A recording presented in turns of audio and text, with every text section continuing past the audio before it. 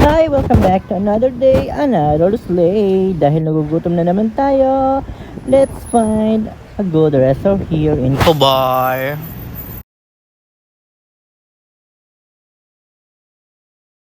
Wow! So, here nga tayo naligaw sa Ilonggos Grill.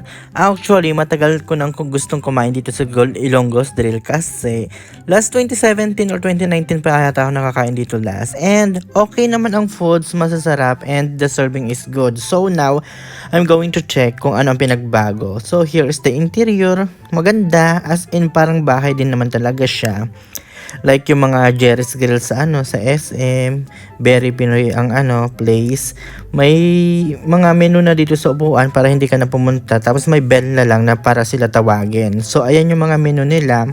Kung gusto niyo pumunta, pwede lang din kayo pumunta. Pero take your own risk kasi nga syempre hindi naman lahat ng foods ay magpare-pareho tayo ng taste. So anyway, pinalipat ako dito sa banda rito sa mga desk na to, which is good din naman. Akala ko kasi for family ito kasi dati for family ito eh.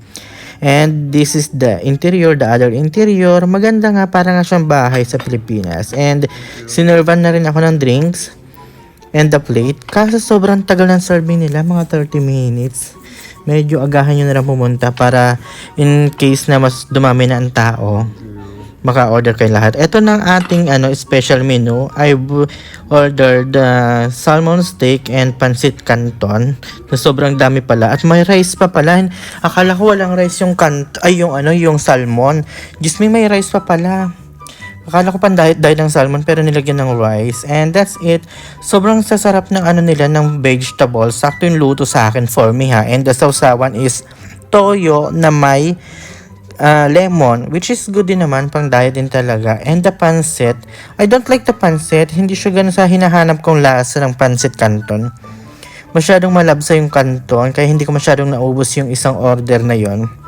Iniwan ko na lang doon kaysa take out ko kasi hindi ko rin naman gusto. Anyway, so ayan, kalahati lang yung nakain ko sa canton kasi hindi ko gusto, hindi ko bet. I'm going to give it 5/10. Yes, maarte ako sa pancit canton. And the steak is bongga, malala, masarap yung steak. Doon ako nag-focus sa steak and the vegetables. Sobrang sarap ng steak. Hindi siya ganun ka-juicy pero carry na. So this is also I love here sa mga resto.